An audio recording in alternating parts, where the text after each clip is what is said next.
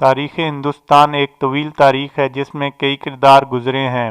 ان میں سے کوئی ہیرو بن گیا تو کوئی ویلن، جیسے میر جعفر اور میر صادق۔ شاعر مشرق علامہ اقبال میر جعفر اور میر صادق کے بارے میں فرماتے ہیں: جعفر از بنگال، صادق از دکن، ننگے ملت ننگے دین ننگے وطن۔ میر جعفر اور میر صادق تاریخ کے دو غدار گزرے ہیں جنہوں نے اپنی قوم اور وطن سے غداری کے سرٹیفکیٹ حاصل کیے۔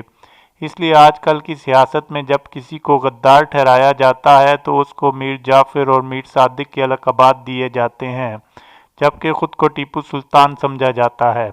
ہندوستان میں انگریز سب سے پہلے بنگال میں داخل ہوئے۔ کیونکہ بنگال پورے ہندوستان میں سب سے مالدار علاقہ تھا، اس علاقے پر نواب سراج الدولہ کی حکومت تھی، جو علی وردی خان کی جگہ 23 سال کی عمر میں تخت نشین ہوئے تھے۔ اس دور میں انگریز اپنے کاروبار کی حفاظت کے نام پر چھاؤنیاں بنا رہے تھے۔ اس پر سراج الدولہ نے اس کام کی مخالفت کی، لہٰذا انگریزوں اور سراج الدولہ کے درمیان حالات کشیدہ ہو گئے اور دونوں کے درمیان ٹکراؤ پیدا ہو گیا۔ نواب سراج الدولہ نے بہادری کا مظاہرہ کرتے ہوئے کلکتہ پر قبضہ کر لیا، جس کے بعد انگریزوں نے سراج الدولہ سے چھٹکارا حاصل کرنے کے لیے اٹل فیصلہ کر لیا۔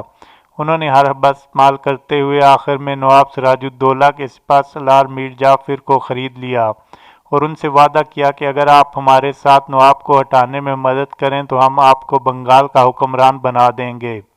جون 1757 میں نواب سراج الدولہ نے 55,000 کی فوج تیار کی، جس کے مقابلے میں انگریزوں کی فوج صرف 3,000 تھی، جن پر فتح حاصل کرنا نواب کے دائیں ہاتھ کا کام تھا۔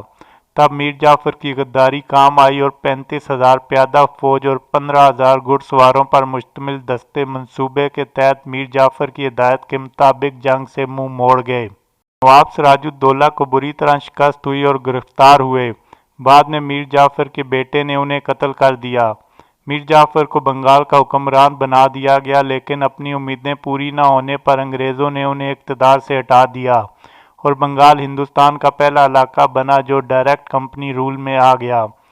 میر جعفر جس محل میں رہتے تھے اس کا نام آج بھی نمک حرام دیوڑی سے مشہور ہے۔ اس کے بعد انگریزوں کی فتوحات پورے 100 سال تک جاری رہیں۔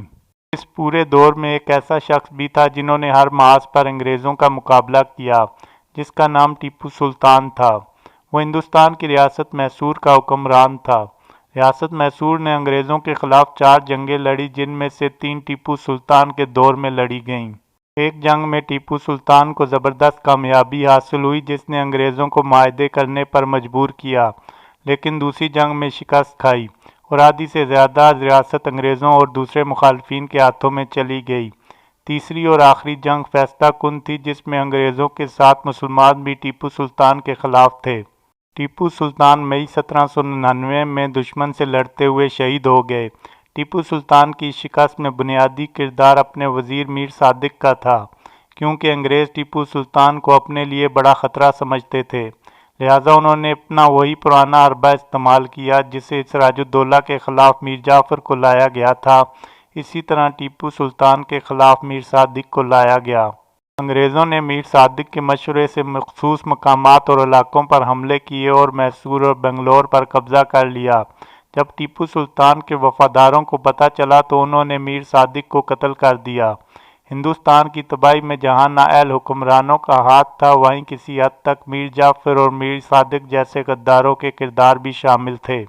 اس لیے جب تک دنیا ٹیپو سلطان اور سراج الدولہ کے کارناموں کو سراہتے رہے گی، اس کے ساتھ ساتھ میر جعفر اور میر صادق بھی غداروں کی فہرست میں نمایاں مقام پر فائز رہیں گے۔